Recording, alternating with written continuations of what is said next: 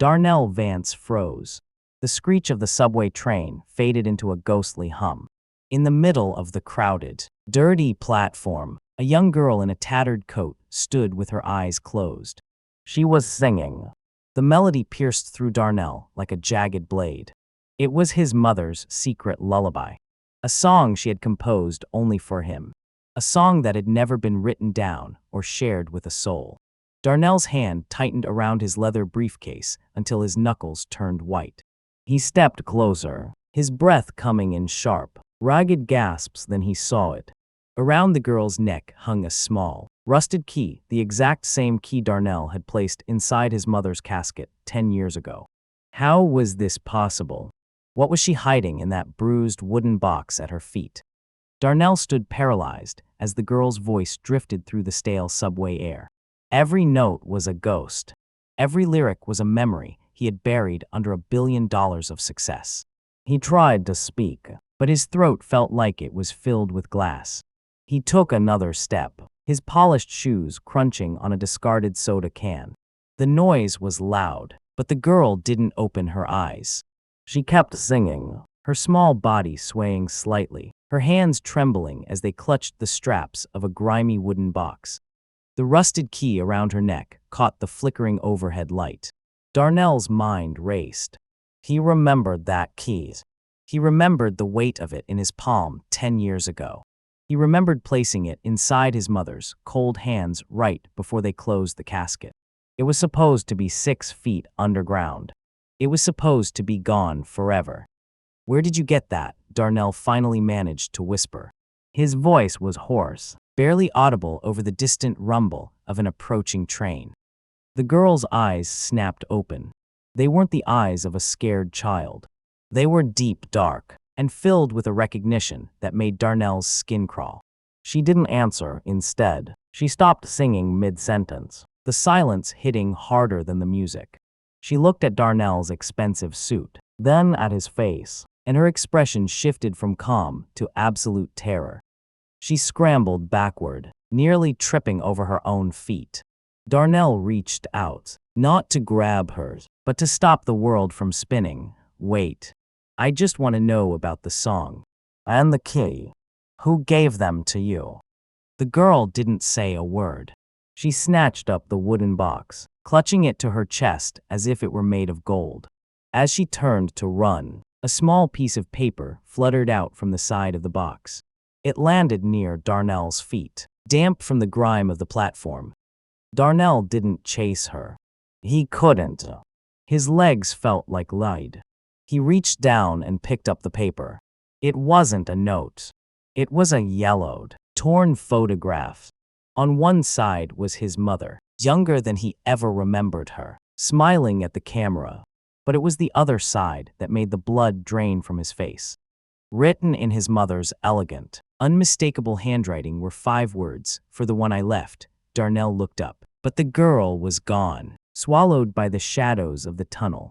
Who was the girl? And if his mother was smiling in that photo, who was the woman standing next to her, whose face had been violently scratched out with a pen? Darnell stood alone on the platform, his fingers trembling as he gripped the torn photograph. The smell of grease and damp concrete filled his lungs. Around him, the world was moving again. People in worn-out jackets pushed past him. They didn't care about his designer suit or the shock in his eyes. To them, he was just a man blocking the way. Darnell looked down at his own reflection in a puddle of oily water. He saw a man who owned skyscrapers, a man who drove cars that cost more than most people earned in a lifetime. But 10 years ago, he was just a boy in a cramped apartment.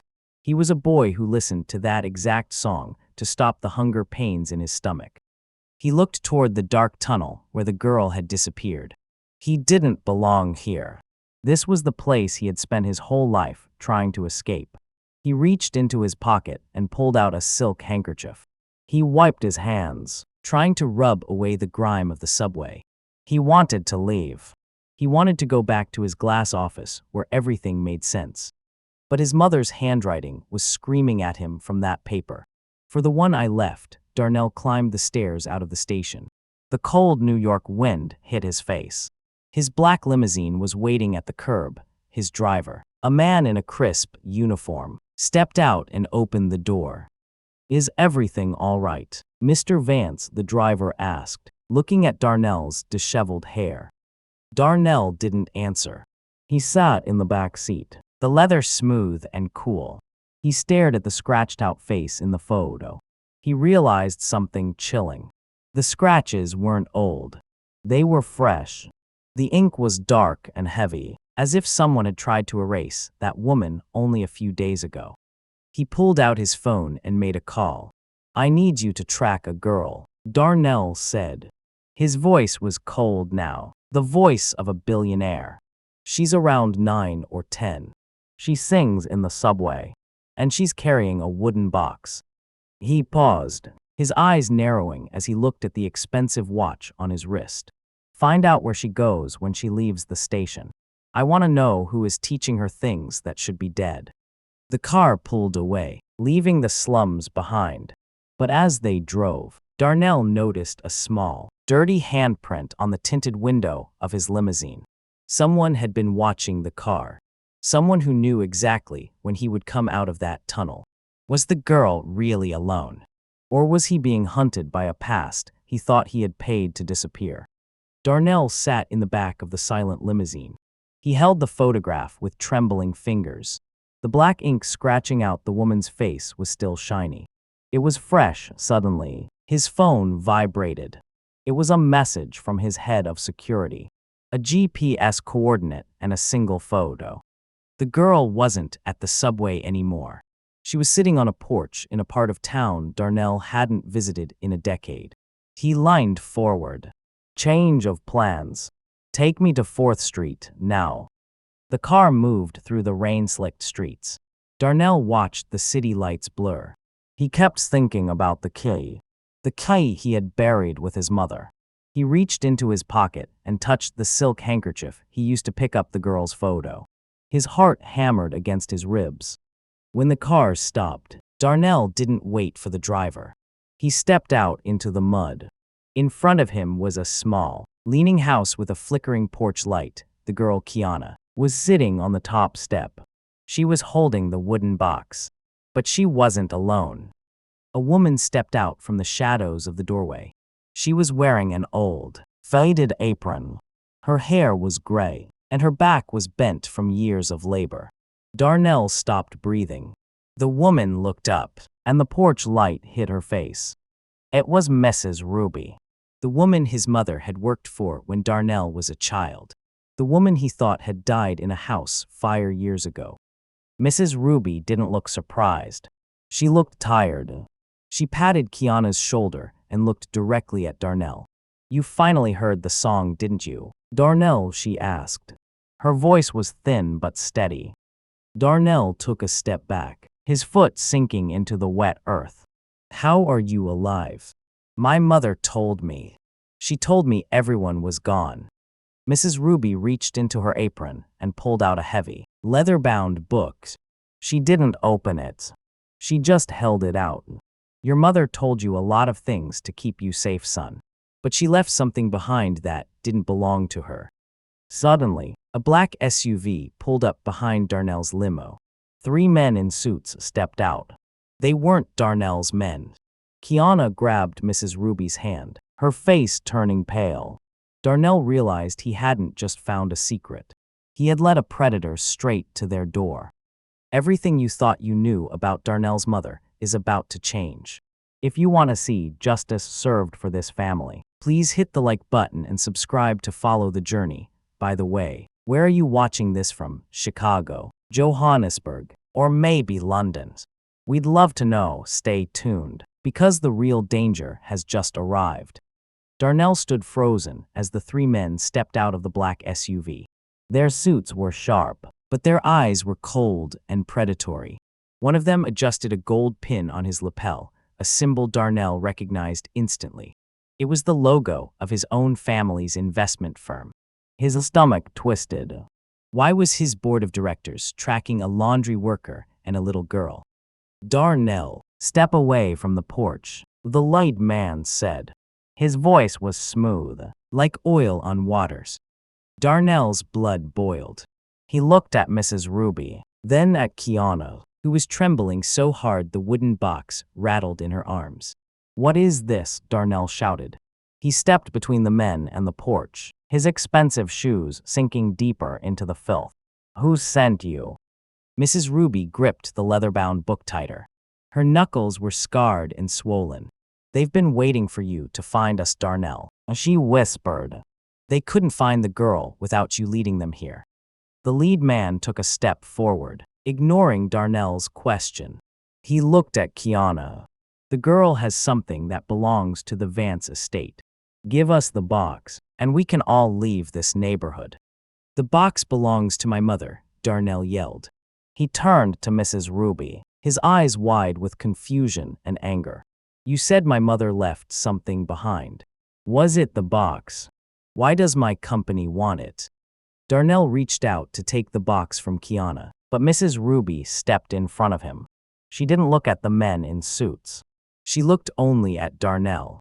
"Your mother didn't leave you money, Darnell. She left you a debt. And this child is the only proof that you aren't who you think you are." Before Darnell could react, the lead man reached into his jacket. Not for a gun, but for a legal document. He held it up in the flickering porch light. It was a birth certificate. Darnell glanced at the names. His mother's name was there, but the father's name was blacked out, just like the face in the photograph. Suddenly, Kiana let out a sharp cry. She pointed toward the street. Another car was arriving, but this one was old and battered. It didn't stop at the curb. It drove straight onto the grass, heading for the SUV. "Run, Kiana!" Mrs. Ruby screamed. She shoved the leather book into Darnell's hands. "Read the last page. Look at the date. Everything you've built is a lie." Darnell gripped the book, the weight of it feeling like lead. He looked at the men, then at the girl disappearing into the dark alley. If the girl was the proof, then why was his mother's signature on a document dated 2 years after her funeral? Darnell clutched the leather book as the old car slammed into the side of the black SUV. The screech of metal on metal echoed through the narrow street. Windows in the surrounding buildings began to slide open. People stepped out onto their balconies, looking down at the chaos. "What are you doing?" Darnell, a sharp voice pierced through the noise. Darnell spun around. His heart skipped a beat. Standing near his limousine was his fiancée, Vanessa, and her father, the chairman of the Vance board. Vanessa looked at the mud on Darnell's shoes with pure disgust. She wasn't worried about the accident. She was looking at the crowd of neighbors gathering at the edge of the yard. "You're supposed to be at the charity gala," Vanessa said, her voice dripping with venom. "Instead, you're in this gutter, fighting with laundry workers and a beggar child. Look at yourself." The neighbors, mostly hardworking people from the community, started whispering. They saw the expensive cars, the men in suits, and Darnell standing there like a stranger in his own home. One man stepped forward, pointing a finger at Darnell. "We know you, Vance. You forgot about us the second you got that office. Now you come back here to harass an old lady and a kid." Darnell felt the heat of shame rising in his chest. He wasn't a hero here. He was the villain. He looked at the chairman, who was calmly adjusting his tie. The chairman didn't look angry. He looked like he was watching a bug under a microscope. "The board is concerned, Darnell," the chairman said quietly. "Your mother's will was never fully settled. There were discrepancies, secrets that could bankrupt the company. We need that girl, and we need what's in that wooden box." Darnell looked at the leather book in his hands. He thought about the birth certificate. He thought about the girl Kiana, who was now hiding in the darkness of the alley. He realized his entire life, his wealth, his marriage, his reputation depended on silencing a 10-year-old girl who sang a lullaby. Vanessa stepped closer, her perfume clashing with the smell of the rain. "Give them the book, Darnell. Don't ruin our wedding over a neighborhood secret." Darnell looked at the house. Mrs. Ruby was gone. She had disappeared inside during the crash. He opened the leather book to the last page, just like she told him. His eyes scanned the lines, searching for the date. But he didn't find a date. Instead, he found a pressed, dried flower, the same kind of flower he had seen in a vase on the chairman's desk earlier that morning. Why did his mother have a flower from the man who was now trying to destroy her legacy? And why was there a bloodstain on the very next page? Darnell stared at the dried flower, then at the chairman. The bloodstain on the next page was dark, almost black. His mind began to spin a dangerous web. He remembered how his mother always cried when she received a bouquet of these specific lilies. He remembered her hiding a locked box every time the Vance family name was mentioned on the news. "You were with her," Darnell whispered, his voice shaking with a new kind of rage. "This flower, the blood. You didn't just know her. You were the reason she was always afraid." The chairman's face remained a mask of stone. He didn't deny it. He didn't even blink. He just reached out his hand, palm up, the book. "Darnell, it's not yours to keep. Your mother stole something that belonged to this firm. She was a thief, not a saint." Darnell stepped back, his chest heaving. He looked at Vanessa, expecting her to support him, but she was already standing next to her father. She looked at Darnell as if he were a stranger. "He's right, Darnell," she said coldly. "Your mother was a maid. She lived in the shadows. Why are you risking everything for a woman who lied to you your whole life?" The neighbors began to jeer. Someone threw a piece of trash that landed near Darnell's feet. "Go back to your penthouse," a voice shouted. Darnell felt a bitter taste in his mouth. He looked at the leather book and then at the small house. He convinced himself that Mrs. Ruby and Kiana were part of the chairman's game. Maybe the lullaby was just a tool. Maybe they were using his mother's memory to shake him down for money. He felt a surge of bitter resentment clouding his judgment. He resented his mother for leaving him this mess. Resentment toward the girl for singing that song. "Fine," Darnell spat. He gripped the book so hard the cover groaned. "If she stole it, I'll find out. But I'm not giving this to you, not yet." He turned toward his limo, but a hand caught his arm. It was Kiana. She had crawled out from under the porch, her face covered in dirt. She wasn't holding the wooden box anymore. Her hands were empty and shaking. "They took it," she sobbed, pointing toward the back alley. "The men in the other car. They took the box." Darnell froze. He looked at the chairman. The chairman smiled a small, cruel twist of the lips. "I told you, Darnell. We need the box. And we already have it." But if the chairman had the box, why did Kiana suddenly pull a small, rusted key from her pocket and press it into Darnell's palm? "The box is empty," she whispered. "My grandma moved the papers. They're in the place where the song ends." Darnell looked at the key. It was the same one from his mother's casket. If the papers weren't in the box, what did the chairman just steal? And what did Kiana mean by the place where the song ends? Darnell stared at the rusted key in his palm. His head was pounding. Every word from Vanessa and the chairman was like a drop of poison in his ear. He looked at Kiana. She was small, dirty, and crying. But instead of pity, Darnell felt a sudden, sharp wave of fury. He felt like he was being played. "The place where the song ends," Darnell hissed. He stepped back from the girl as if her touch burned him. "Enough. Stop with the riddles. Stop with the lies." He turned to the chairman and threw the leather book into the mud at the man's feet. "You want the secrets, take them. You want the girls. Do whatever you want." Vanessa smirked, stepping forward to tuck her arm into Darnell's. But Darnell pushed her away too. He looked at Mrs. Ruby, who was watching from the doorway with eyes full of heartbreak. "You used my mother's song," Darnell shouted, his voice cracking with rage. "You taught this child a dead woman's secrets just to lure me here. To blackmail me. To ruin my life right before my wedding." Mrs. Ruby shook her head slowly. "Darnell, no. We were protecting you." Protecting me, Darnell laughed bitterly. He reached into his pocket and pulled out a thick roll of $100 bills. He tossed them at Kiana. The money scattered in the dirt like fallen leaves. There. That's what you wanted, right? Take the money and never sing that song again. If I see you near the subway or my office, I'll have you arrested. Kiana didn't pick up the money. She just stared at Darnell, her eyes turning cold. The fear was gone. It was replaced by a look of pure, adult disappointment. She reached into her pocket and pulled out the rusted key he had just rejected. My grandma said you were the boy from the Lullaby, Kiana said quietly. But she was wrong. That boy had a heart. You just have a suit. She dropped the key into the mud next to the money and turned her back on him. Darnell felt a sting of regret, but his pride pushed it down. He marched toward his limo, signaling his driver to leave. As the car pulled away, Darnell looked out the rear window.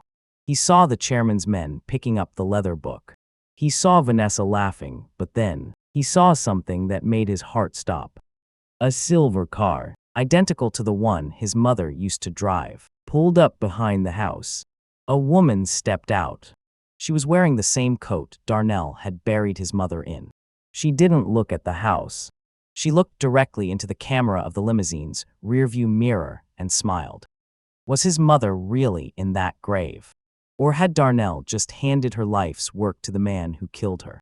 The silver car vanished from the mirror as Darnell's limousine sped away. His heart was a drum in his chest. He grabbed his phone and dialed his head of security. Go back to the cemetery, Darnell barked. Check the vault.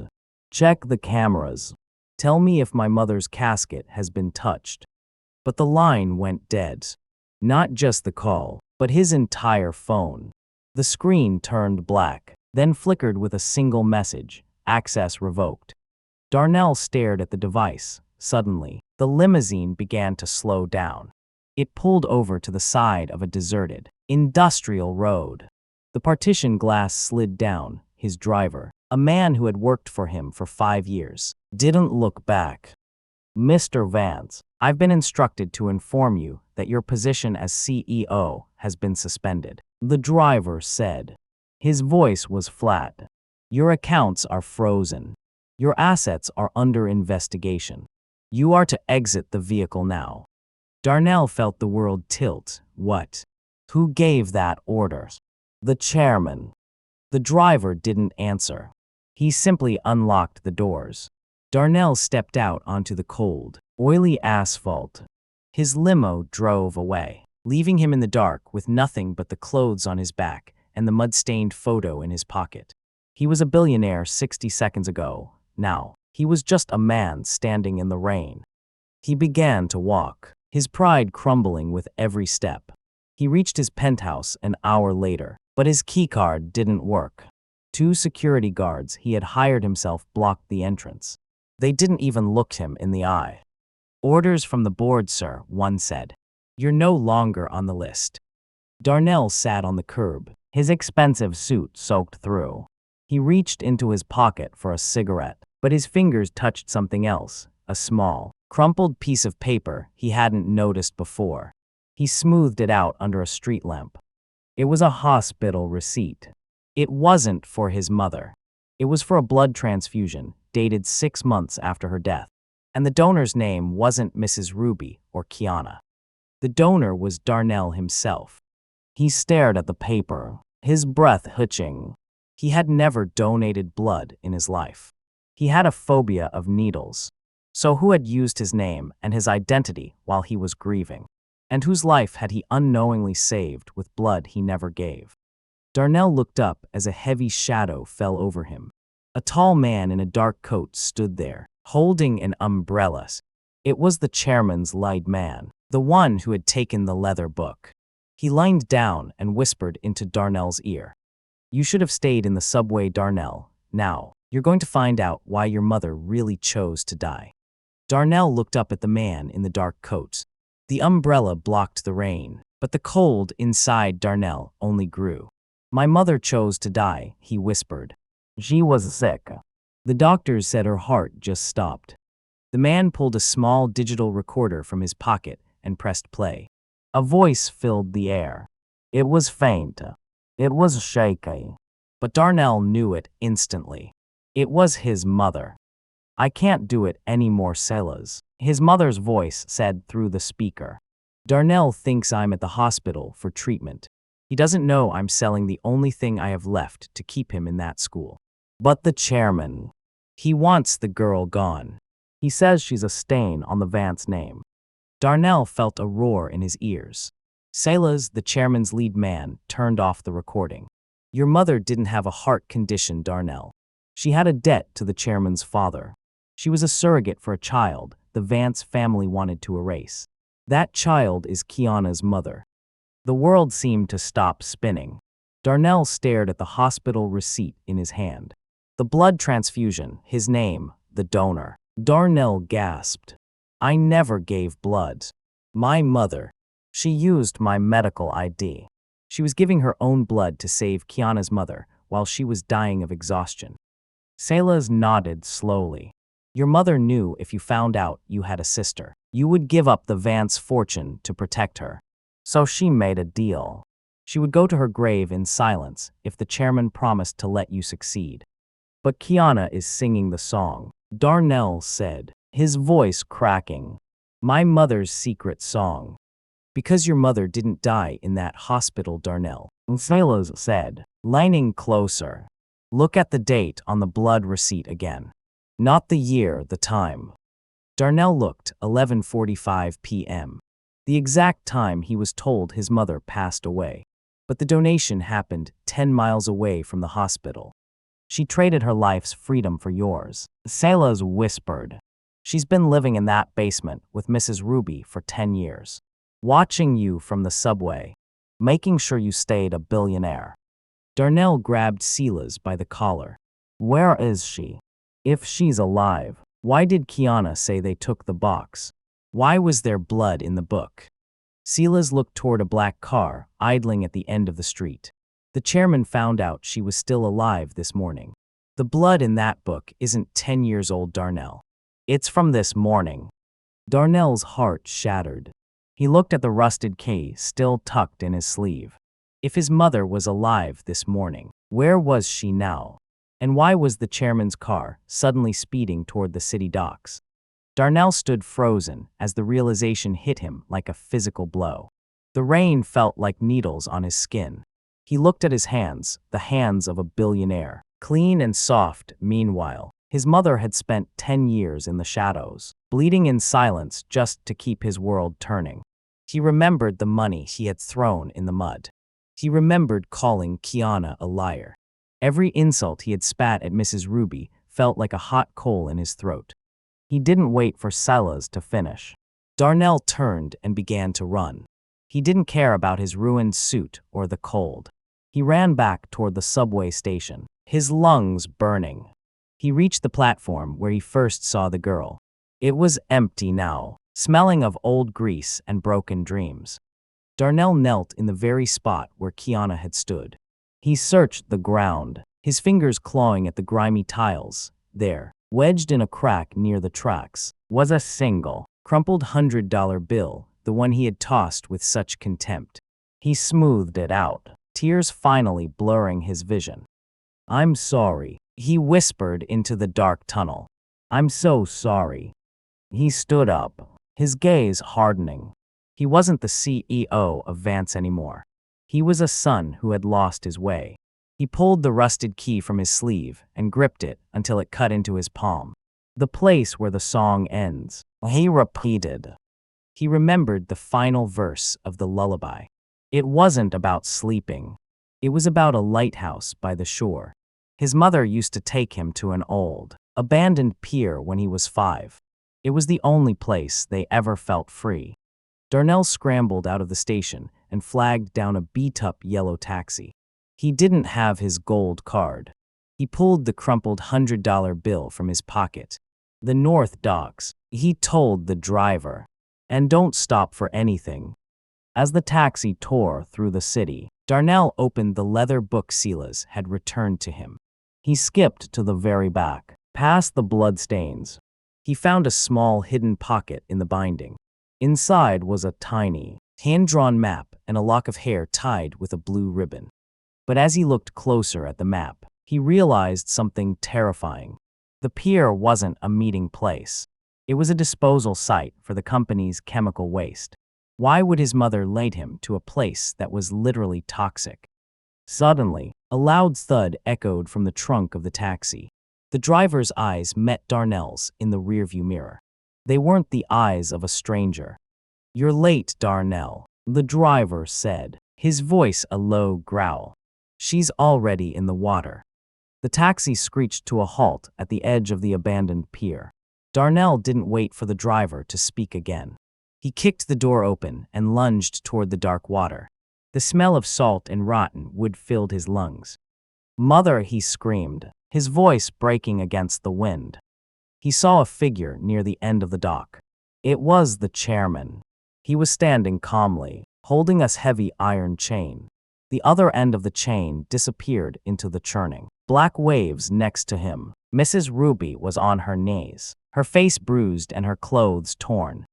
"Darnell, stop!" Mrs. Ruby shrieked. The song was the code. Darnell didn't stop. He ran toward the chairman, but two men stepped out from behind a rusted shipping container. They grabbed Darnell, pinning his arms behind his back.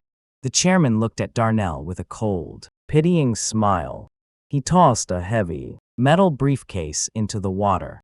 "Your mother was always too sentimental, Darnell," the chairman said. "She thought she could hide the company's original sins in a lullaby. She thought she could protect you and the girl at the same time." Darnell thrashed against the men's grip. "Where is she? What did you do to her?" The chairman pointed to the water where the briefcase had sunk. Bubbles were rising to the surface. "She's exactly where she chose to be 10 years ago. In the dark, forgotten." Darnell felt a surge of adrenaline. He bit the hand of the man holding him and slammed his elbow into the other man's ribs. He broke free and dove straight into the freezing, toxic water. The darkness swallowed him. The water stung his eyes. He swam deeper, his hands searching through the silt and debris. His fingers brushed against something cold and metallic. The briefcase. He pulled at it, but it was snagged on the iron chain. He looked up through the murky water. A light was shining from the surface. But it wasn't the moon. It was the flickering glow of a flashlight held by Kiana. She was standing on the edge of the pier, singing the final verse of the lullaby at the top of her lungs. As she sang, Darnell noticed a small, hidden slot on the side of the briefcase. He jammed the rusted key into it and twisted with all his might. The metal plate clicked open. He pressed the key against the side of the case. A hidden compartment clicked open. Inside wasn't money or documents. It was a small, waterproof oxygen mask and a frantic tapping sound coming from the other side of a steel plate.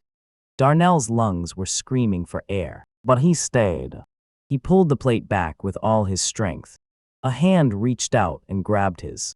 It was a thin hand, scarred and trembling. He pulled the person toward the surface. As they broke the water, Darnell gasped for air. He looked at the woman he had just saved. But as the moonlight hit her face, Darnell's heart stopped. It wasn't his mother. It was Vanessa. His fiancée was gasping for breath, clutching a digital drive to her chest. "She's still down there, Darnell," Vanessa sobbed, her eyes wide with terror. "Your mother. She traded places with me. She told me to give you this." Darnell looked back at the black water. He looked at his mother's tired face and realized the truth. She hadn't just saved Vanessa, she had saved Darnell's soul from becoming a murderer's accomplice. She had traded her final breath to give him a clean start. And why was the chairman now pointing a gun directly at Kiana? Darnell ignored the gun pointed at Kiana. He looked at the black water and dived again. He didn't care about the chairman. He didn't care about the billion-dollar empire. He only cared about the woman who had lived in shadows for him. Under the pier, his hands found a heavy metal grate. He pulled. His muscles screamed. With a final burst of strength, The grate gave way. He pulled a limp body from the hidden cage beneath the dock. On the surface, the chairman began to pull the trigger. But suddenly, sirens tore through the night air. A dozen police cars swarmed the pier. Salas was leading them, holding the digital recorder high. The chairman froze. He looked at Vanessa, who was holding the drive. He realized the game was over. The drive contained every transaction of his illegal waste disposal. Darnell dragged the woman onto the wooden planks. He pressed his ear to her chest. "Silence, mother, please." He sobbed. He began chest compressions, his tears falling onto her pale face. Kiana knelt beside them, her small hand on the woman's shoulder. She began to hum the very last note of the lullaby. The woman's chest suddenly hitched. She coughed up water, her eyes fluttering open. She looked at Darnell. She didn't see the billionaire. She saw her little boy. She reached up and touched his face with a hand scarred by 10 years of laundry work. "You remembered the song," she whispered. The chairman was dragged away in handcuffs, screaming about his legacy. Vanessa stood alone in the rain, the wedding ring slipping from her finger into the mud. She had saved herself, but she had lost everything else. Weeks later, Darnell sat on the porch of the small house on 4th Street. He wasn't wearing a suit. He was wearing an old t-shirt, helping Mrs. Ruby fold the laundry. Kiana sat next to him, showing him the photo of his mother, the one where the face was no longer scratched out. His mother sat in a rocking chair nearby, the sunlight hitting her face for the first time in a decade. They had lost the mansion and the cars. But as Kiana started to sing, Darnell realized he had finally found the only thing that couldn't be bought. The truth had set them free, but some secrets still remained. Darnell looked at the leather book one last time. He found a final note hidden in the spine. It was a list of 5 other names. 5 other mothers the chairman had silenced. Darnell looked at the horizon. The fight was just beginning. Sometimes, the most powerful thing in the world isn't a bank account. It's a song that reminds you who you really are. If you believe that family and truth are worth more than gold, hit that like button and subscribe. Do you think Darnell should use his remaining influence to find the other 5 families? Let us know in the comments.